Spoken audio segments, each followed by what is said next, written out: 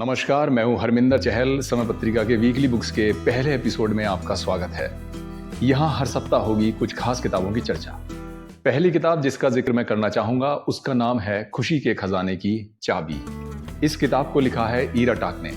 प्रभात प्रकाशन से उनकी 3 नई किताबें आई हैं, खुशी के खजाने की चाबी, की टू हैप्पीनेस और ट्रीटी ऑफ साइलेंस। की टू हैप्पीनेस उनकी पुस्तक खुशी के खजाने की चाबी का अंग्रेजी वर्जन है, जबकि ट्रीटी ऑफ साइलेंस हॉरर से भरा एक रोचक हिंदी उपन्यास है। ईरा जी की सेल्फ हेल्प पुस्तक खुशी के खजाने की चाबी की थोड़ी चर्चा करते हैं। इसमें 20 अध्याय हैं।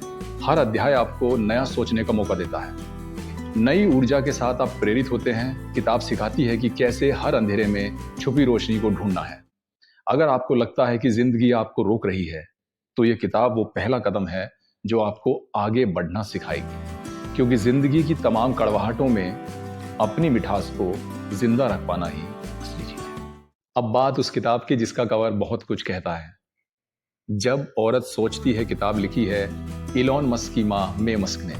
इस पुस्तक की 32 भाषाओं में 10 लाख से ज्यादा प्रतियां बिक चुकी हैं। इसे राजकमल प्रकाशन ने छापा है।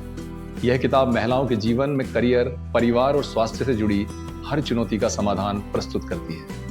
मे ने इलॉन मस्क की परवरिश के दौरान अपने अनुभव साझा किए हैं, जिसमें एक सिंगल मां के रूप में उनकी यात्रा, मॉडलिंग, न्यूट्रिशनिस्ट बनने की कहानी और अनसुने किस्से शामिल हैं। अब हम बात करने वाले हैं कैलाश खेर की पहली किताब तेरी दीवानी शब्दों के पार के बारे में, जो सिर्फ शब्दों से परे एक अनुभव है।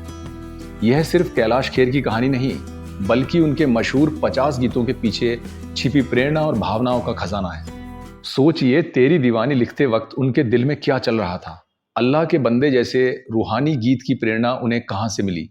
इस किताब में आपको इन सभी सवालों के जवाब मिलेंगे। कैलाश जी ने बड़ी ही सादगी से अपने संघर्षों, फिल्म इंडस्ट्री में एंट्री और 18 भाषाओं में गाने के अपने अनुभवों को भी साझा किया है। यह किताब हमें सिखाती है कि कैसे एक साधारण पृष्ठभूमि से निकलकर भी अपने सपनों को पूरा किया जा सकता है। अगर आपके अंदर जुनून और लगन हो तो कुछ भी मुमकिन है। पेंगुइन स्वदेश से यह किताब आई है। क्या आप जानते हैं अनुशासन आपके जीवन की दिशा और सफलता को कैसे निर्धारित कर सकता है?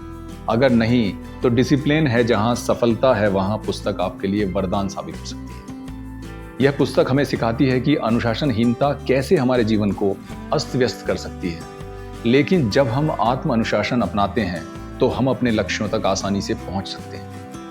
यह पुस्तक हमें बताती है कि अपनी कमजोरियों पर कैसे विजय पाई जा सकती है।